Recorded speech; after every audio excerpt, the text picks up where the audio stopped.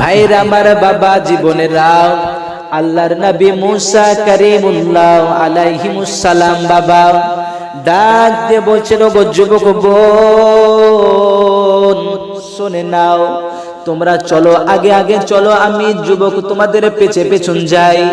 মেয়েগুলো ডাক দিয়ে বলছেন, হে যুবক ভাই শুনে নাও, আমরা হলাম নবীর মেয়ে সন্তান, আমরা কোনো যুবকের আগে আগে হাঁটতে পারি না।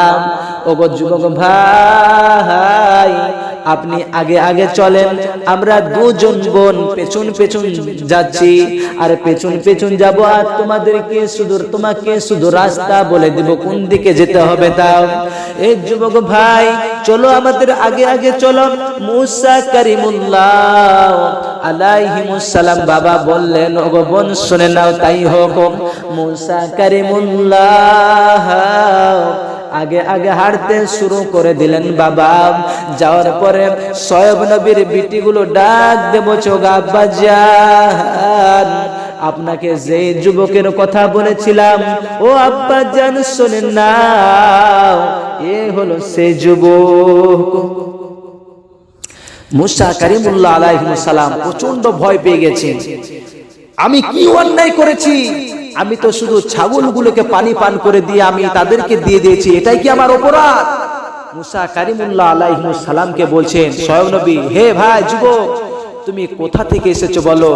মুসা আলাইহিস সালাম বলছেন, আমি মিশর থেকে এসেছি, মিশরের বাদশা ফেরাউন, এই ফেরাউনের আমি একজন কিপ্টিয়াকে মেরে পালিয়ে এসেছি।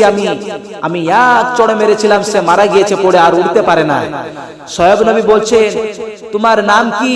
তো আমার নাম মুসা, আমাকে মুসা কারীমুল্লাহ বলে ডাকে। শোয়েব নবীর আর বুঝতে বাকি নাই যে এটা হচ্ছে আল্লাহ এই মুসাকে আমার চাইতে বড় নবী করে দুনিয়ার মধ্যে পাঠিয়েছেন। জোরে বলুন না একবার সুবহানাল্লাহ। শোয়েব নবীর বুঝতে আর বাকি নাই।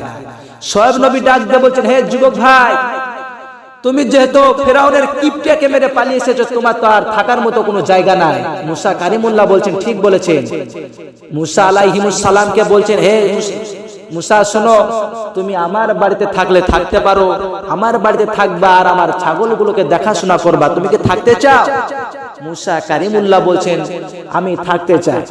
মুসা কারীমুল্লাহ থাকতে লাগলেন, থাকতে শুরু করলেন, এবং থাকতে থাকতে সব ছাগলগুলোকে মুসা কারীমুল্লাহ দেখাশোনা করতে শুরু করলেন। হে বিরাদার ইসলাম, এটা হচ্ছে মুসা কারীমুল্লাহ আলাইহিস সালামের শক্তির পরিচয়। এই মুসা কারীমুল্লাহ আল্লাহ তাআলার সাথে কথা বলতেন, এবং আল্লাহ তাআলা মুসাকে এত শক্তি দিয়েছিলেন যে দুনিয়ার কোনো মানুষকে আল্লাহ তাআলা সেরকম শক্তি দেন না। এবং মুসা কারীমুল্লাহর এত রাগ, সেরকম রাগ আজ পর্যন্ত মানুষের কারো মনে হতে পারে না। বাবজি আমার সোনালালেরা, আজ আমার বক্তব্য এখান থেকে শেষ করছি। ওয়া আখিরি দাওয়ানা আনিল হামদুলিল্লাহি রাব্বিল আলামিন। আসসালামু আলাইকুম ওয়া রাহমাতুল্লাহি ওয়া বারাকাতুহু।